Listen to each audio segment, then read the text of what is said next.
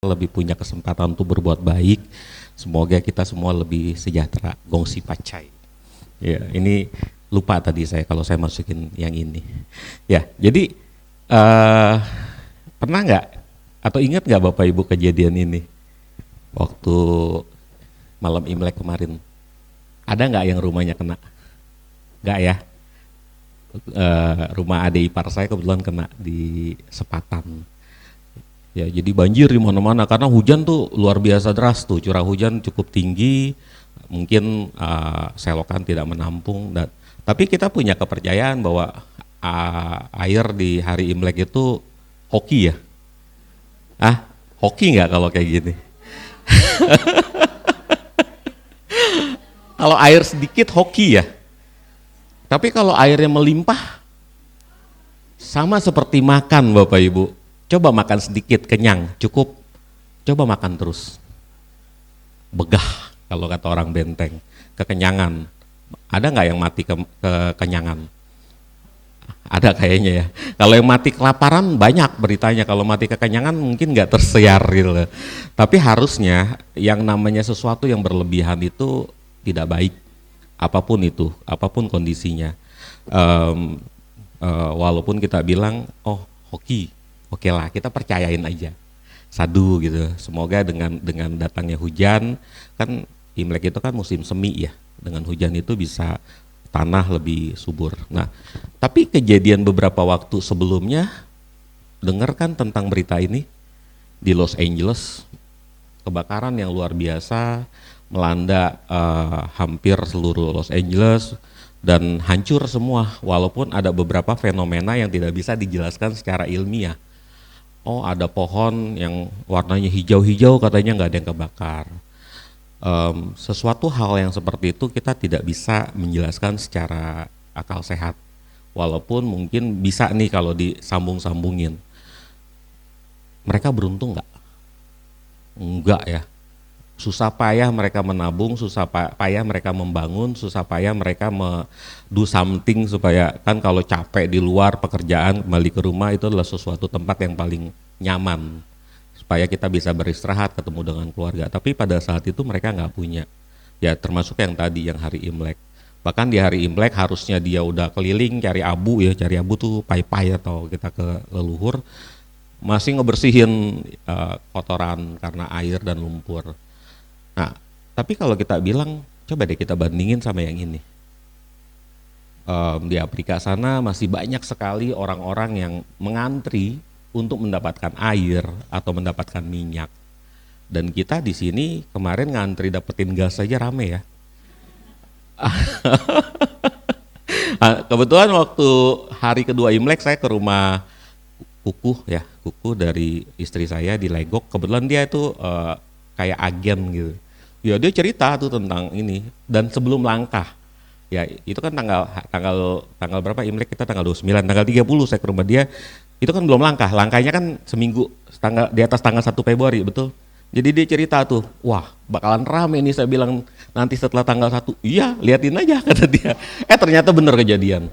Nah, hal-hal yang seperti itu kan adalah hal-hal yang kadang ini saya beruntung nggak sih hidup di Indonesia atau beruntung nggak sih kita hidup di wilayah tertentu gitu ya. Kita punya kama yang sama di masa lalu sehingga kita terlahir di tempat ini, punya bahasa yang sama, bertetangga dan segala macam yang mungkin itu semua ditentukan oleh buah karma kita sebelumnya. Apakah itu sebuah keberuntungan? Nah kemudian yang lain, mereka harus berjuang mencari makan, mereka berjuang untuk bertahan hidup bahkan. Apakah itu juga sebuah hasil dari perbuatan mereka? Tentu saja jawabannya iya. Tapi coba bandingin dengan ibu-ibu di komplek atau di kampung yang santai, ya lagi ngobrol nih, lagi kongkow. Mungkin lagi nganterin anaknya di seberangnya ada sekolahan, ya dia santai, dia bisa tertawa lepas pada saat itu. Ntar udah nyampe di rumah, mungkin juga mikir ya, besok saya makan apa ya?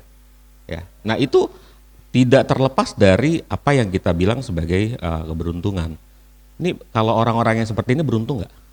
Bisa jalan-jalan ke tuh si singa ya lagi nyemprotin air, terus bisa berlibur bersama keluarga, Liburannya mungkin kalau di foto ini di pantai yang bagus, liburan ke Tanjung Pasir juga udah happy banget. Semalam saya di WA sama salah satu tim di kantor, Pak liburan dong Pak, liburan kata dia. Ya udah nanti saya bawa ke Tanjung Pasir. Ih, seneng jasa kata dia.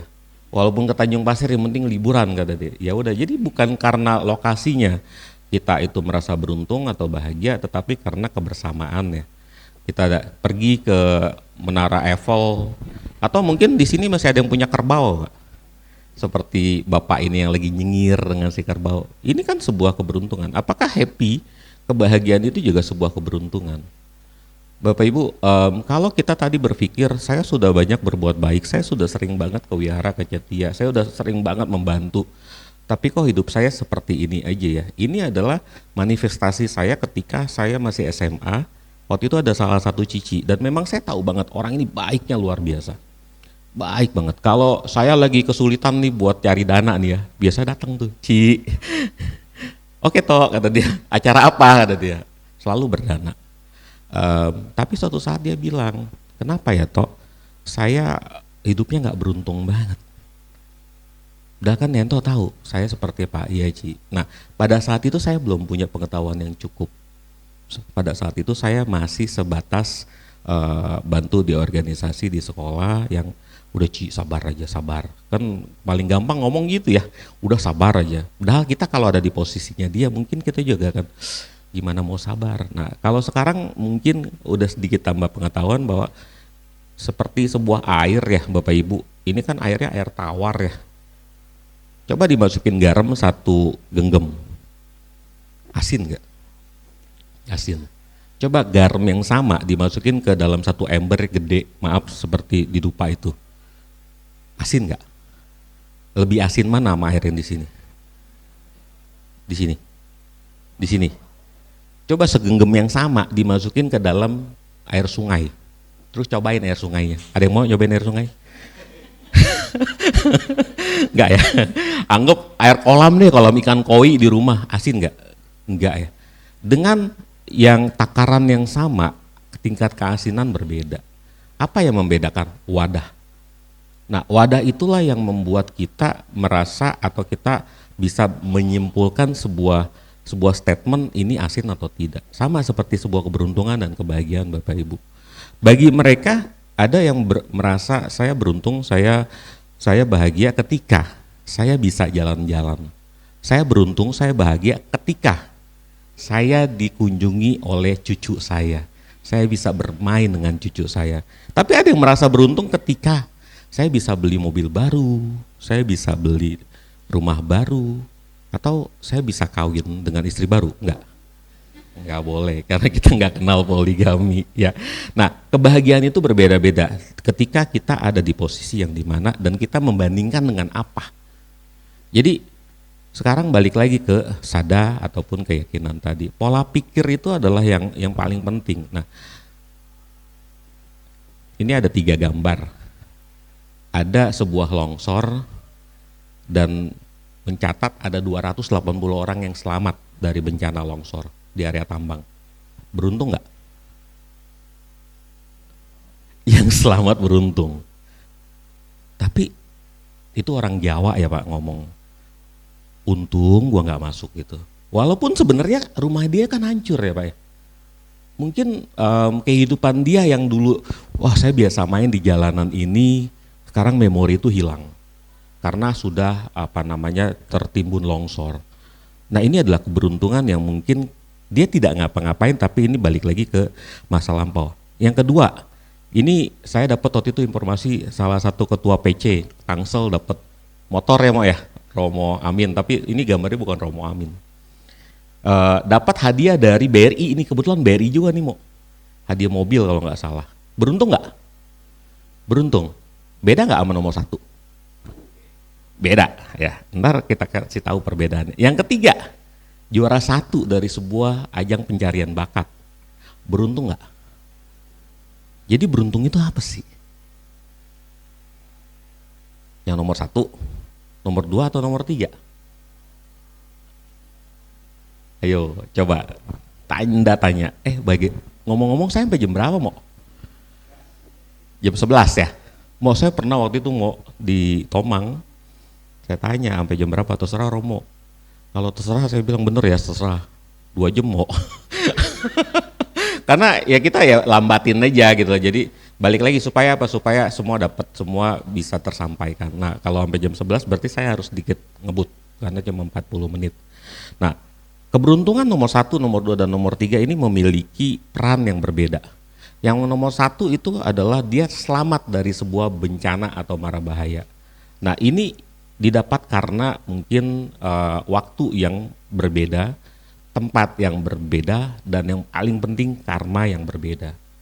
Yang nomor 2, dia punya keberuntungan karena dia melakukan sesuatu. Siapa di sini yang punya rekening BRI? Atau siapa yang nggak punya rekening BRI? Yang nggak punya rekening BRI? Nah, saya bisa bilang begini, Romo mah nggak mungkin dapat hadiah dari BRI. Mau beruntung kayak gimana pun, betul? Nggak punya rekeningnya, masa ya tiba-tiba dapat? Nah, karena dia melakukan sesuatu, dia bertransaksi sesuai dengan, ini kan biasanya ada term dan kondisinya ya seperti apa, saldo minimum, transaksi minimum dan segala macam. Coba misalnya kita nggak punya rekening aja, ya boro-boro mau dapat hadiah. Ya harusnya mimpi juga enggak tuh untuk dapat motor seperti Romo Amin mau. Saya juga nggak bermimpi untuk dapat motor dari BRI. Kenapa? Ya nggak punya rekening BRI misalnya gitu. Terus yang nomor 3, ya. Jadi kalau nomor 2 itu dia do something. Nomor 3, dia beruntung karena apa? Karena dia punya keahlian. Dia punya kemampuan, dia mendaftarkan diri dan dia memiliki keahlian untuk melakukan itu. Bayangin kalau misalnya saya suruh ikut lomba nyanyi di sana. Saya mau nih, saya punya tabungan karma baik yang luar biasa tinggi, misalnya tiap hari pokoknya dana aja, bangun tidur dana, ngapain dia tuh dana aja, pokoknya berbuat baik. Terus saya punya keinginan, saya mau jadi juara Indonesian Idol, terus saya daftar, mungkin nggak saya menang? Enggak, orang nggak bisa nyanyi, ya orang kalau nyanyi aja kadang mungkin ya metamorfosanya tuh ya, kalau air ngedenger aja dia bisa ngejiprat gitu kan ya, saking takut ngedenger suara saya gitu kan ya. Jadi karena tidak punya keahlian untuk itu, saya tidak memiliki kemampuan atau saya tidak akan bisa memenangkan ajang itu. Jadi nomor 1, nomor 2, dan nomor 3 memiliki perspektif yang berbeda tentang keberuntungan. Tapi misalnya, ini ada orang yang sama, berangkat di tempat yang sama, ajang yang sama, walaupun pasti yang namanya perbuatan itu udah pasti berbeda, nggak usah sama orang lain, sama keluarga sendiri, bahkan mungkin yang kembar identik pun pasti perbuatannya berbeda. Nah, siapa yang akan menang atau siapa yang akan lebih beruntung? Ya orang yang bisa lebih tabah, kuat, sama seperti orang yang lagi dagang, toko sepeda A, toko sepeda B, siapa yang akan menjadi pemenang? Ya orang yang bisa beradaptasi, orang yang bisa menyesuaikan keadaan. Bapak Ibu masih ingat yang namanya BlackBerry? Tahu ya Pak ya, BlackBerry ya. Mana sekarang BlackBerry Pak? Baru rongsokan ya.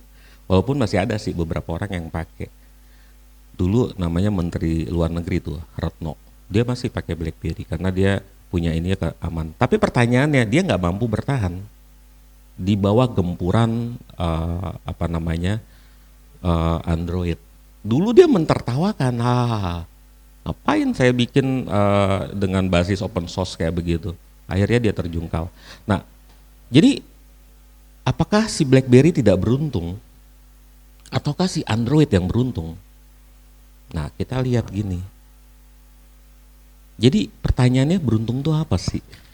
Ini saya ambil dari Kamus Besar Bahasa Indonesia yang saya sederhanakan. Ya, jadi ada 5 yang menurut saya keberuntungan itu sendiri. Yaitu kita mendapatkan laba atau keuntungan. Jadi karena kita do something, kita melakukan sesuatu, kita mendapatkan keuntungan. Orang yang berdagang, orang yang melakukan jasa, dia akan mendapatkan laba atau keuntungan. Kemudian orang yang tadi berbahagia Bapak Ibu, happy aja, ngangon kebo juga, itu adalah sebuah keberuntungan. Bayangin kalau kerbonya sakit, dia nggak bisa naik di atasnya, itu artinya kan dia mendapatkan keberuntungan. Dia punya nasib baik yang seperti apa sih? Ya ketika kita mau keluar rumah, berjalan kaki atau naik motor, mataharinya bersahabat, panas kagak, hujan enggak gitu. Terus juga kita berhasil melakukan sesuatu. Kita punya nih mimpi, kita punya tujuan. Oh, saya pengen masuk ke kampus A. Saya pengen menyekolahkan anak saya di sekolah A. Berhasil. Event itu atau walaupun itu dengan susah payah. Wah, kita harus nabung, ngisiin dan segala macam. Itu juga sebuah keberuntungan Bapak Ibu. Dan yang terakhir kalau kata orang Benteng tuh mujur. Ya, mujur tuh apa? Yang paling gampang itu adalah kita diem aja tuh dapat sesuatu. Tapi pertanyaannya, apakah ada yang diem aja dapat sesuatu? Bisa jadi seperti apa, Bapak? Contoh. Saya izin minum ya, Pak. Apa contoh mujur itu?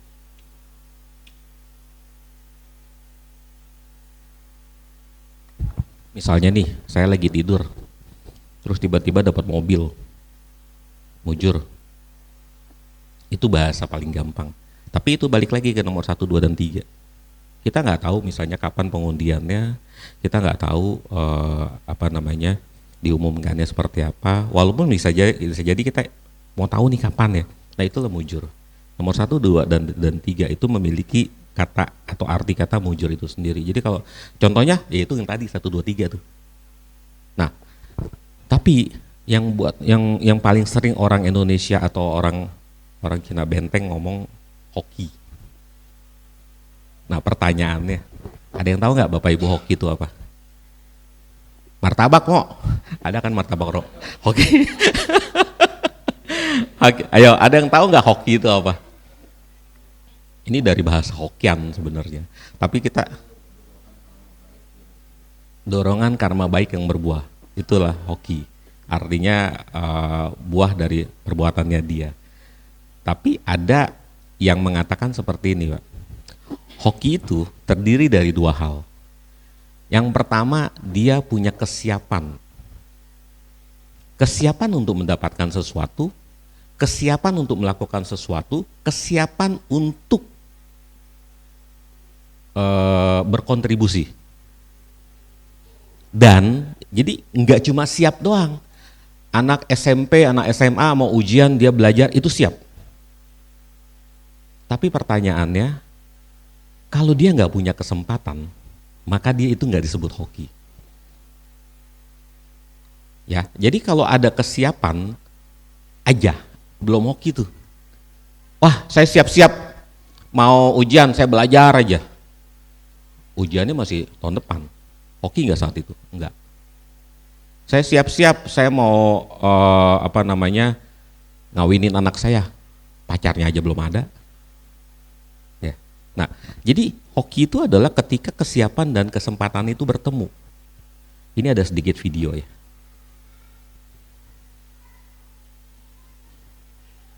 Suaranya nggak kayak semua urusannya dilancarin aja, gampang banget hidupnya. Tapi di sisi lain ada orang yang rasanya sial banget hidupnya, kayak ada aja dramanya. Ini tuh beneran hidup dia atau drama sih? Sampai suatu waktu gue jadi belajar tentang suatu hal dari Seneca. Ini bunyinya, beruntungan adalah ketika kesiapan bertemu dengan kesempatan. Intinya kalau lo mau lebih beruntung lagi, ya lo harus lebih siap, lo harus lebih teliti, lo harus bisa notice setiap kesempatan itu. Karena cuma orang-orang yang udah menyiapkan diri aja, cuma yang jeli aja yang ngeliatin kesempatan datang. Kalau lo nggak menyiapkan apa-apa, gimana lo bisa berharap keberuntungan ada di pihak lo? Gue pengen lo jadi lebih baik kalau gue buat konten berikutnya. Ya, ini pakai bahasa simpel. Saya ambil dari Seneca, salah satu filsuf Yunani. Bapak Ibu ada yang tahu namanya Zoom meeting? Tahu ya? Kapan Bapak Ibu mulai tahu Zoom meeting itu? Pas COVID. Ya. Termasuk kayak Google Meeting ya, Google Meet. Sebelumnya Google Meet tahu nggak? Ada, tapi tahu nggak? Nggak ya? Kok bisa rame sekarang? Kok sekarang bisa tahu? Padahal dia udah jauh lebih lama dibandingin sebelum COVID. COVID kapan?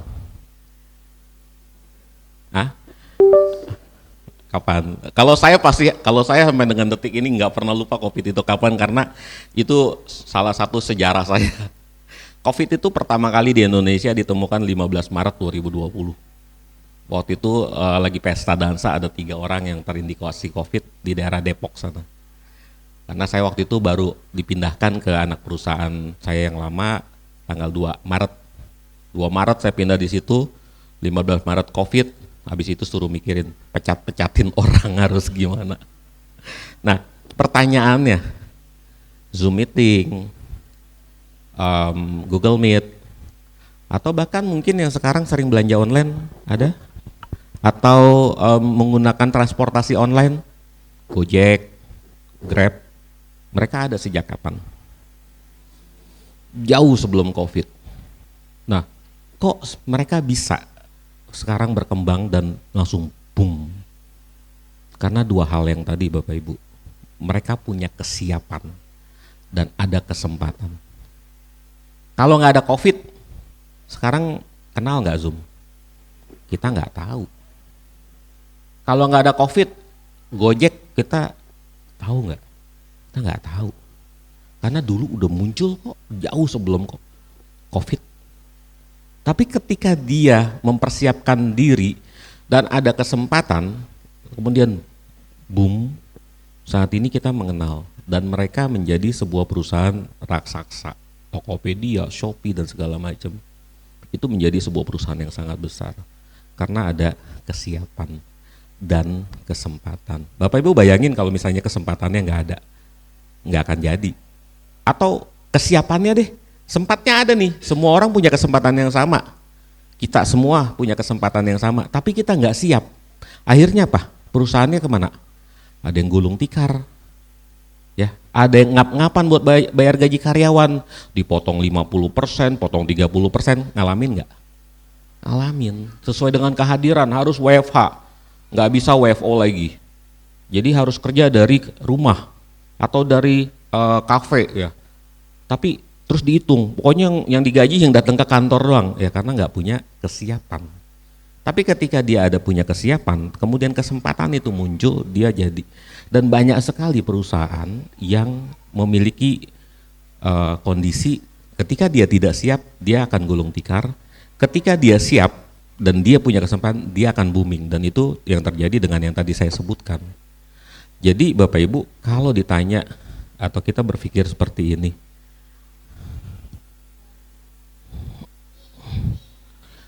kok orang itu beruntung banget ya, kok saya enggak? Flashback ke yang 2 tadi. Kita harus sudah punya persiapan. Persiapannya apa? Nah nanti ada di belakang. Tinggal kita nunggu kesempatannya. Tinggal kita menciptakan, bisa nggak diciptakan? Oh, ntar ada pertanyaannya. Nah terus ada lagi seperti ini Bapak Ibu. Di sini ada nggak yang menurut Bapak Ibu periang banget deh, dia kalau misalnya ada acara jadian MC tuh? Ada nggak? Bapak Ibu kenal nggak dengan orang itu? Terbayang nggak? Di kantor, di rumah, tetangga, atau mungkin di Cetia ini? Stefani, gitu ya? Ya, Ibu Stefani. Pak, saya tanya nih sedikit. Bapak pernah nggak berpikir bahwa Bu Stefani itu bukan orang yang beruntung? Selalu beruntung. Karena dia memiliki aura yang positif. Ceria, bahagia. Tapi tanya deh ke Bu, pernah nggak punya kesusahan? Punya.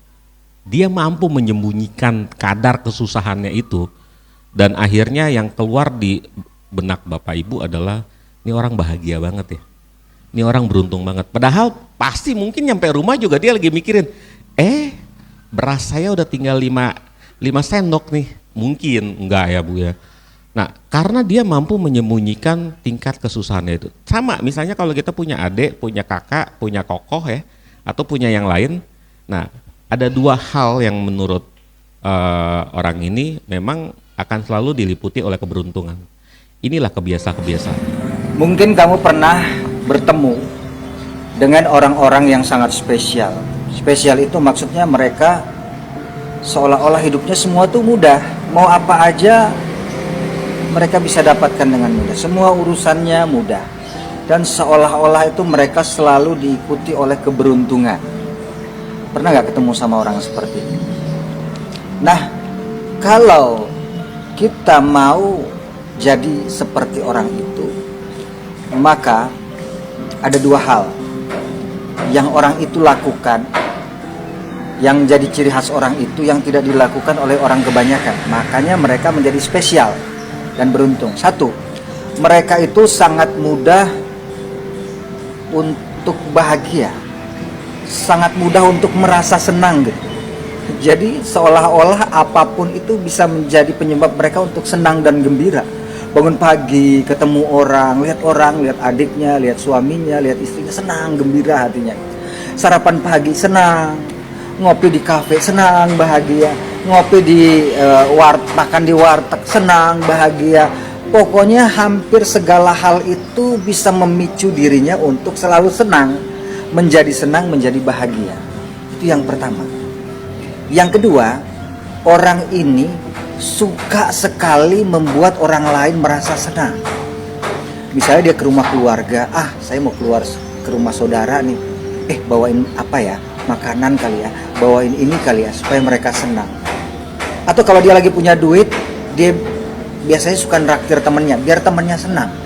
Pokoknya sepanjang hidupnya, kesenangan bagi dirinya adalah apabila dia bisa membuat orang lain merasa senang. Nah, orang-orang seperti inilah yang hidupnya selalu mudah, selalu gampang segala urusannya, dan seolah-olah mereka sepertinya ya selalu diikuti oleh keberuntungan. Boleh dicoba. Nah, jadi kalau kata si Pak Muklis AW ini, saya nggak tahu juga dia ini di TikTok sering berseliweran. Ketika kita bisa membuat aura positif kita untuk menjadi seorang yang selalu senang dan bahagia, maka orang akan berpikir contoh kayak tadi. Dan apalagi kalau misalnya kita bisa membuat orang lain bahagia dengan hal yang simpel aja gitu. Nah, udah pasti itu nggak akan istilahnya tuh kita selalu didoain. Jadi tanpa diminta kita selalu didoain. Makanya kadang misalnya nih ya, saya waktu itu juga cerita sama istri, kemarin habis Imlek masuk ke kantor, saya makan bakso murah, 10.000 pinggir jalan. Ada 40-40an orang lah karyawan saya, mau pada keluar makan, karena pas jam istirahat makan, saya bilang tuh makan bakso tuh, wah semuanya raut bahagia. Setelah itu muncul apa? Doa Bapak Ibu. Pak sehat terus ya Pak bahagia terus ya Pak, cuma gara-gara duit 10.000. 10.000 kita traktir mereka makan yang mungkin mereka juga tidak expect, tidak mengira gitu loh. Wah si Pak Yanto. Tapi pertanyaannya emang saya orang banyak duit? Enggak. Tapi orang cukup? Iya gitu. Mudah-mudahan dengan memberikan mereka sedikit kebahagiaan, mereka doanya itu masuk tuh. Semoga. Enggak ada tuh habis terima makan, Pak semoga Bapak kena malapetaka, ada enggak yang kayak gitu? Enggak ada. Udah dikasih traktir makan, pasti semuanya yang positif. Nah, jadi dua hal ini yang menurut kebiasaan bisa membuat kita diliputi dengan keberuntungan. Kalau simpelnya adalah kita menciptakan aura positif baik di dalam ataupun di luar kita. Jadi Bapak Ibu kalau misalnya ada keluarga yang sering traktir, itu jangan berpikir bahwa dia duitnya banyak. Jangan berpikir ntar ketika kita lagi butuh duit nih, wah si A ini sering traktir ini nih, besok gue pinjem duit, belum tentu dikasih loh. Kalau pinjem duit, beda kalau ditraktir, karena artinya ketika mereka mentraktir atau memberikan sesuatu, mereka sudah ikhlas untuk melakukan itu. Tapi ketika mau pinjemin duit, mikir, kenapa? Karena nanti dari pinjaman duit itu bisa jadi timbul masalah baru. Biasanya kan lebih galak ya yang dipinjemin duit. Bener gak sih? Apa sih lu tahu gue lagi gak punya duit, kata dia, ntar juga gue punya duit gue bayar gitu ya. Itu ngomong, gak lama habis beli tas baru, paket ya kan. Nah hal yang kayak gitu akhirnya mungkin yang berbuat baik juga berpikir, ya udah saya nggak pinjemin duit tapi pakailah ini yang saya ikhlas karena saya nggak berharap untuk kembali. Nah hargailah orang-orang ini, orang-orang itu adalah orang-orang yang sangat berharga. Jadi jangan dimusuhin ya Bapak Ibu ya. Kalau mau pinjam duit, ada Pak Yatna, ada Romo Yatna, pinjam aja ke Romo Yatna. Canda ya Mo. Nah pertanyaannya gini, ini ada beberapa gambar. Mana yang menurut Bapak Ibu mencerminkan sikap bahagia? Ini bahagia nggak? Nggak. Ini? Diem, manyun, Ini lagi nangis apa ketawa? Nangis ya. Kalau ini, jangan deket-deket lu kata dia. Ya. Kalau ini, senyum. Apa namanya? Padahal besok tagihan jatuh tempo juga senyum. Gitu kan. Kalau ini bisa bersama dengan yang disenengin, bahagia ya. Jadi kita udah tahu nih sebenarnya simple bahwa ya udah yuk kita ciptain bahagia. Nah makanya pertanyaannya adalah apakah keberuntungan itu diwariskan? Apakah keberuntungan itu ditularkan? Ayo sini ngumpul orang-orang beruntung, kita bikin komunitas komunitas beruntung Indonesia KBI gitu ya. Ya. Atau apakah keberuntungan itu diturunkan? Terus kita berikan, Pak saya punya keberuntungan nih Pak, jimat nih Pak, jimat. Bapak pakai ini, pokoknya Bapak punya keinginan pasti tercapai. Ada banyak yang masih percaya seperti itu. Ataukah keberuntungan itu diciptakan? Siapa yang punya keyakinan bahwa keberuntungan itu bisa diciptakan? Punya keyakinan? Saya salah satu orang yang punya keyakinan keberuntungan itu diciptakan dengan 3 syarat nanti ada di belakang, dengan 2 hal yang perlu kita lakukan, 1 hal yang perlu kita lakukan dan akhirnya mendapatkan sesuatu kesempatan.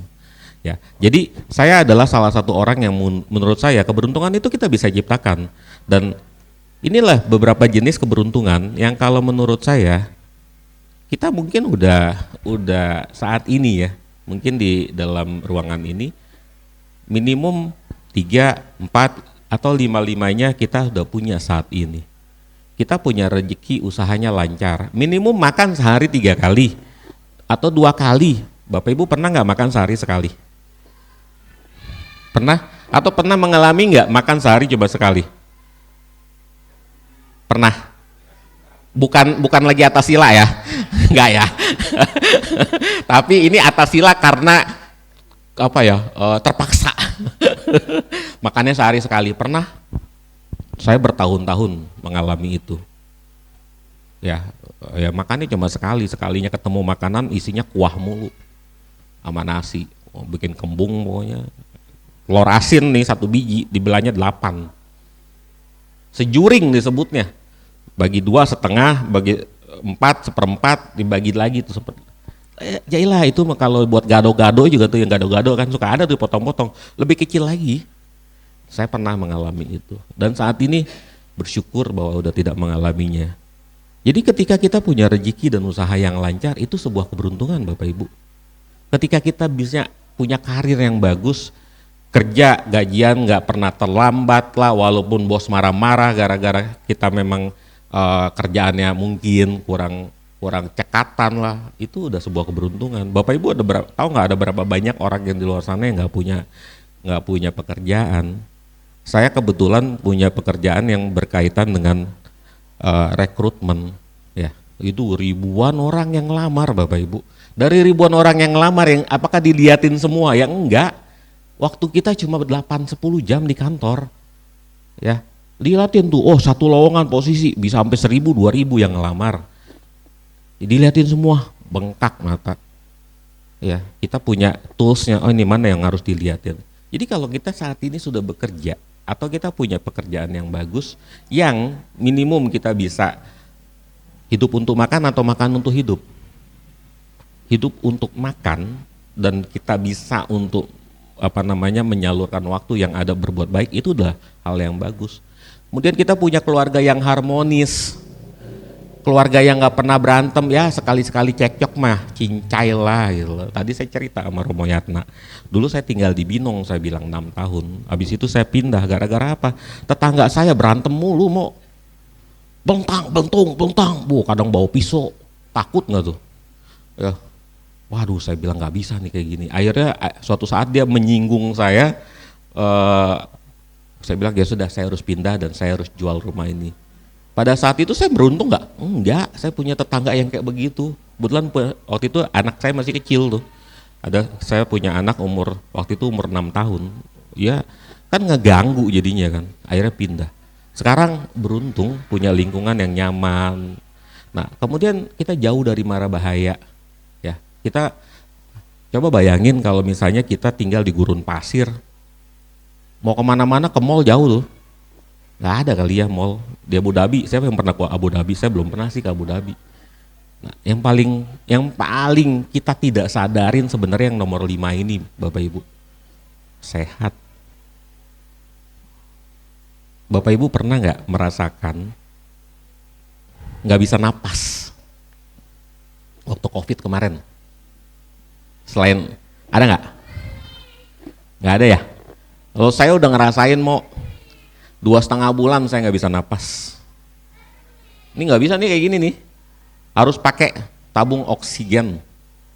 Oksigennya dari yang paling gede, segede gini nih tuh yang beli itu istri saya tuh. Mungkin kalau nggak ada istri saya juga saya udah nggak di sini. Sampai yang kecil tuh yang bisa portable. Dari yang kembang-kembung kayak gede gitu sampai cuma masuk ke hidung. Sekarang udah dilepas, bahagia nggak? Bahagia mau. Coba bayangin pada saat itu dilepas aja nih,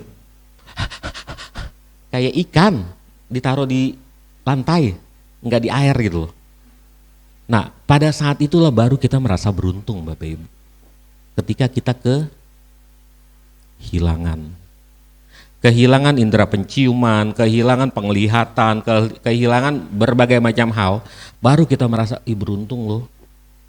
Nah, Bapak Ibu, kalau kita ada di 5 bagian ini, satu aja, jangan pernah kita menyesali untuk berbuat baik. Jangan pernah. Karena ini adalah sesuatu yang sebenarnya semua orang pengen punya. Pengen nggak punya rumah banyak? 10. Pengen nggak punya mobil banyak? 12. Pengen nggak punya helikopter di pinggir ini, jadi kalau mau ke kantor bisa langsung. Kalau helikopter itu kan kalau yang bawa mobil supir ya, kalau helikopter sebutnya apa ya? Nggak tahu tuh, bukan supir ya mau ya. Kalau yang bawa kereta masinis. Mas helikopter siapin, panasin. Pengen, tapi nggak sehat. Mau?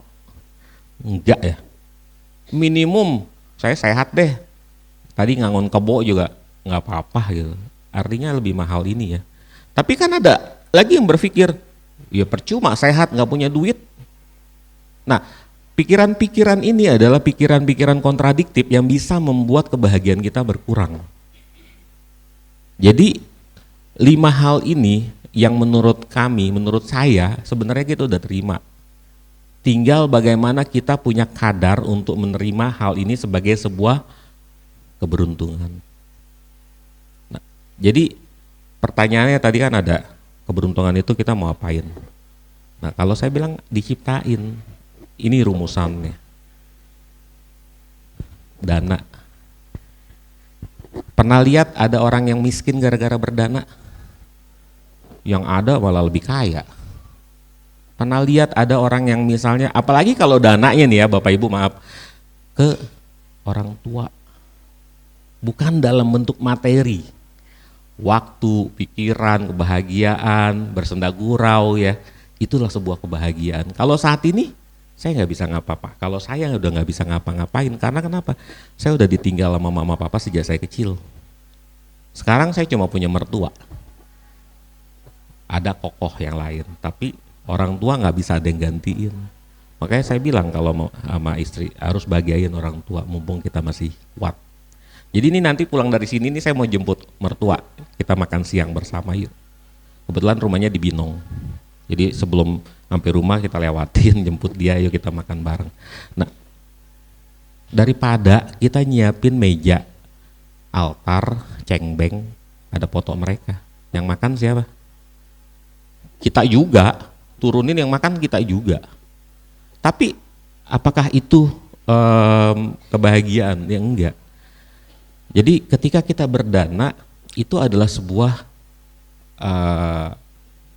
kesempatan. Saya analogikan gini, siapa di sini yang bisa masak nasi goreng? Bisa. Siapa lagi yang bisa masak nasi goreng? Bisa. Pertanyaan saya, orang yang bisa masak nasi goreng sama yang nggak bisa masak nasi goreng karena apa? Karena apa, Pak? Kebiasaan. Mau coba. Ya. Yang mungkin pada saat sebelumnya semuanya nggak ada yang bisa langsung ya. Kita lahir langsung begitu lahir, Mama saya bisa masak nasi goreng, ya nggak ada gitu ya. Mau ahli kayak gimana pun nggak bisa. Karena dia mau untuk berbuat sesuatu, belajar melakukan sesuatu, salah dia perbaiki. Nah demikian juga dana Bapak Ibu. Di sini kotak dananya pakai apa? Ya, ada nggak di sini kalau kasih kotak dana kayak gini?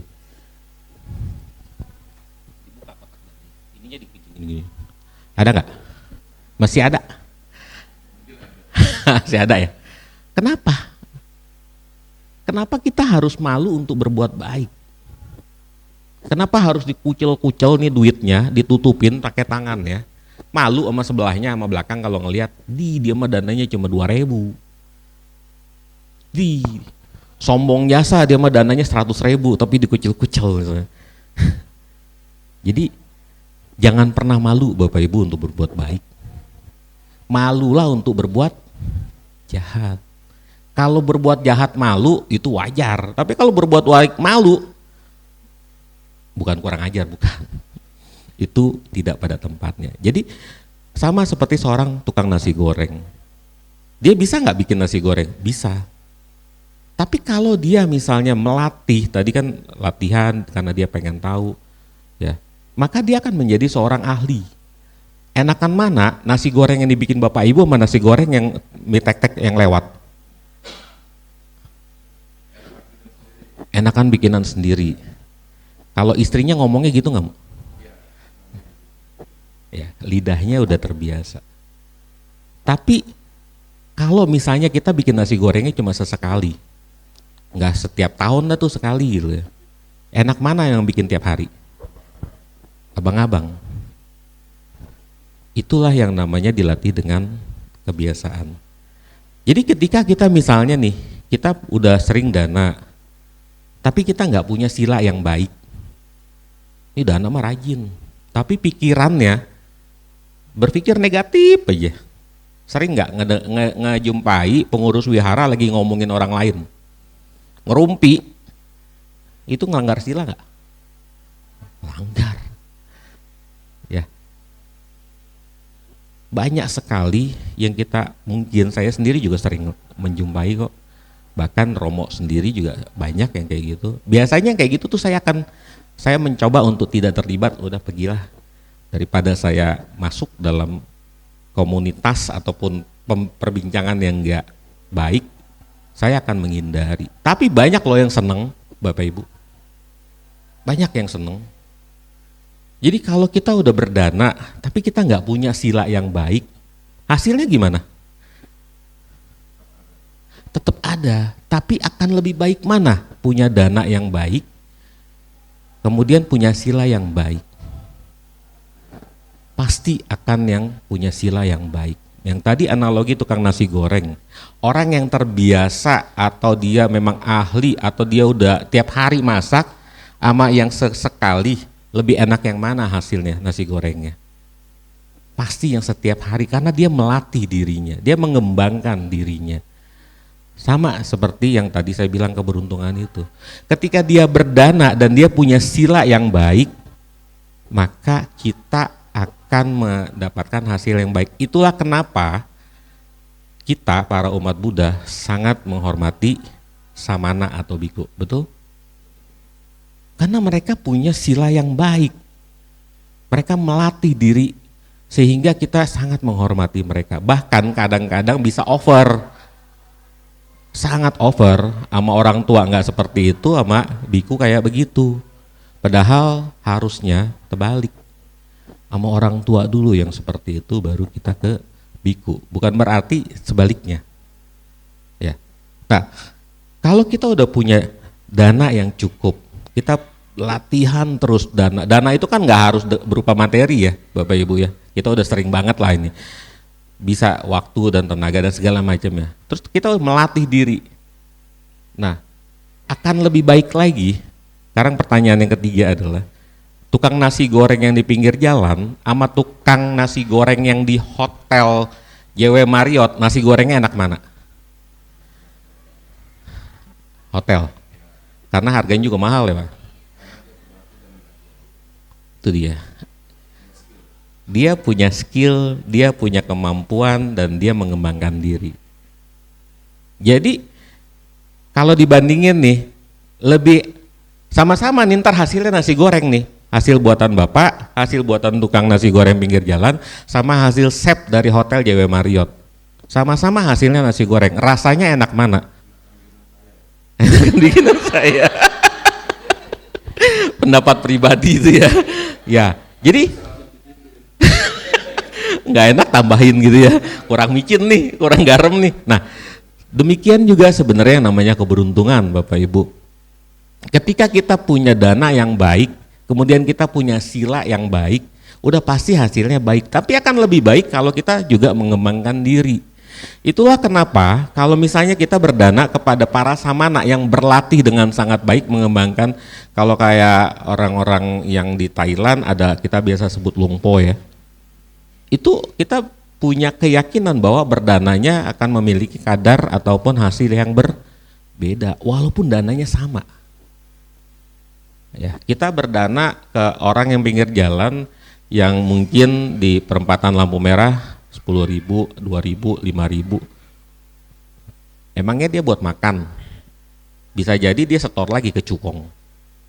Terus kita berdana kepada orang yang mungkin korban kebanjiran, yang dia butuh banget makan pada saat itu, dia seperti apakah hasilnya sama dengan yang tadi berdana walaupun nilainya sama? Pasti berbeda. Terus kita berdana kepada orang yang korban longsor, dia nggak punya baju lah, dia nggak punya makanan lah, hasilnya seperti apa? Nah, jadi 3 hal ini, dana, sila, dan bawana adalah sesuatu yang merupakan resep, kalau saya bilang resep nasi goreng. Kita berlatih, kita berdana, kemudian kita juga memiliki sila yang baik. Tapi kan banyak tuh ceritanya, ada yang memiliki sila yang kurang baik, tapi dia berdana, abis itu dia bisa jadi masuk di surga. Banyak seorang misalnya wanita malam dan segala macam. Tapi orang-orang yang seperti ini, artinya orang yang telah sadar, orang yang telah disadarkan bahwa dia harus melakukan sesuatu. Jadi 3 hal inilah Bapak Ibu rumusan utamanya. Kalau kita merasa, kenapa ya saya sering berbuat baik kok hasilnya begini, berarti masih belum lengkap 3 hal ini. Mungkin kita baru melakukan yang satu aja, sila kita kurang. Kurang apa? Coba introspeksi, bagaimana memperlakukan orang tua, bagaimana memperlakukan sanak keluarga, bagaimana kita berlaku terhadap anak kita. Walaupun mereka anak kita juga mereka harus kita hormatin. Bukan berarti semua gue, lu anak gue, nggak ada gue lu nggak lahir lo. Betul, tapi dia punya, kalau saya bilang anak itu cuma 2 tugasnya. Dia nagih karma ke kita atau dia membayar karma kepada kita. Sesimpel itu kalau di otak saya.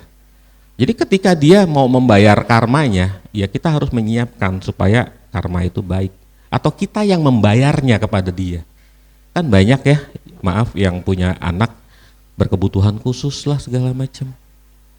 Jadi bukan berarti kita bisa melakukan semaunya. Nah, 3 hal inilah rumusan yang menurut saya bisa membuat kita tidak lagi berpikir tentang hal tadi. Dana, sila, dan bawana. Jadi Bapak Ibu, kita harus berpikir bahwa seperti ini di Budawaga Syair 182. Sungguh sulit dapat dilahirkan sebagai manusia. Sungguh sulit kehidupan sebagai manusia, sungguh sulit mendengarkan ajaran benar, begitu pula sungguh sulit munculnya seorang Buddha. Kita tuh bahagia loh Bapak Ibu. Kita lahir di saat ini, hidup di saat ini, kita masih bisa mendengarkan ajaran Buddha, walaupun itu sudah lama parinibbana. Mungkin suatu saat ajaran ini akan berangsur-angsur menghilang. Pada saat itu muncullah yang namanya kehidupan baru. Dan kita ada di zaman ini, di saat ini, itu adalah sebuah keberuntungan. Kenapa? Karena kita bisa melatih diri. Ini masih dikasih tahu nih bahwa oh ini loh jalannya, ini loh caranya. Tinggal pertanyaannya, mau nggak kita melakukannya? Karena seringkali kita tahu nih berbuat baik itu adalah hasilnya baik, berbuat buruk itu hasilnya buruk. Tapi kadangkala kita ngelanggar. Dan harusnya ketika kita melakukan itu, kita sudah punya kesadaran bahwa kita akan menerima sesuai apa yang kita lakukan. Ya, jadi 4 hal ini Bapak Ibu yang harus kita renungkan sehari-hari.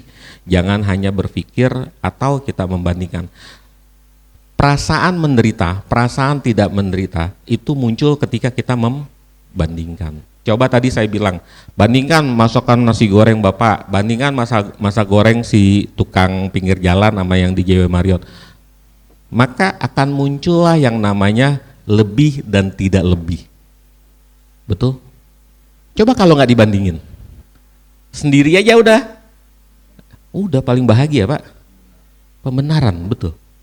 Ketika kita udah mulai membandingkan tadi, apalagi kalau misalnya nih, tadi pagi sih saya lihat di TikTok kalau nggak salah kemarin malam, tetangga beli kulkas, terus bininya marah-marah gitu ya. Pah tuh lihat dia beli kulkas, besoknya tetangga beli motor, pah tuh dia beli motor. Kebahagiaannya hilang ketika dia membandingkan. Kalau tetangganya kawin lagi, pah tuh dia kawin lagi. Bener. Ya, artinya pembandingan itu muncul ketika kita tidak merasa puas. Ketika dia tidak ingin menerima hal itu, konsekuensi terhadap dia pasti tidak membandingkan. Makanya di buku nikah nggak ada tanggal kadaluarsa ya Pak. Berlaku 5 tahun, expired, nanti harus di pemberkatan lagi, nggak ada tuh. Ya. Nah, balik lagi ya, jadi Bapak Ibu bahwa satu yang namanya keberuntungan itu atau hoki itu karena 2 hal. Yang pertama adalah karena kita udah punya kesiapan, yang kedua karena kita punya kesempatan. Salah satu dari 2 hal ini tidak tercipta, maka tidak akan muncul yang namanya hoki. Kemudian yang kedua, keberuntungan bisa diciptakan dengan 3 hal. Melakukan dana, memiliki sila yang baik dan mengembangkan diri dengan baik. 3 hal ini kalau dilakukan dengan sempurna, paripurna, percaya bahwa akan mengakibatkan hasil yang sangat baik. Bagaimana kalau saya baru bisa 1 aja? Monggo. Bagaimana kalau saya udah bisa 2? Luar biasa, apalagi kalau 3. Oke, ini saya kemarin nih baru ngomong nih, dan itu sebenarnya adalah salah satu aditana, mudah-mudahan bisa tercapai. Saya bilang ke istri di mobil, si Caca berapa tahun lagi kuliah? Berapa tahun lagi dia butuh duit? Oh, 8 tahun ya kemarin kita ngitung ya. Mudah-mudahan habis 8 tahun boleh nggak saya jadi biku? Karena ketika itu saya udah nggak punya tanggung jawab duniawi untuk menafkahi. Ya, kalau sekarang wajib itu, anak harus sekolah ya mau nggak mau kan, harus cari duit. Ntar kalau udah itu, nah supaya apa? Harus diaditana dari sekarang. Nah, kemudian setelah kita melakukan 3 hal tadi, dana, sila, dan bawana, kita juga harus bisa berpikir bahwa kita sudah hidup bahagia saat ini ketika kita terlahir sebagai manusia. Kita sudah hidup lagi bahagia ketika kita menjalankan diri kita, kewajiban kita sebagai seorang manusia, karena susah banget jadi manusia, susah banget. Bapak Ibu, saya pernah dalam posisi sudah akan bertumimba lahir dan saya sudah tahu saya ada di mana pada saat itu 3 tahun yang lalu. Dan itulah yang membuat saya akhirnya sekarang saya ada di sini memakai seperti ini. Sebelumnya nggak pernah kepikiran mau. Waktu itu yang interview saya Romo Heriadi. Kenapa mau jadi Romo gitu?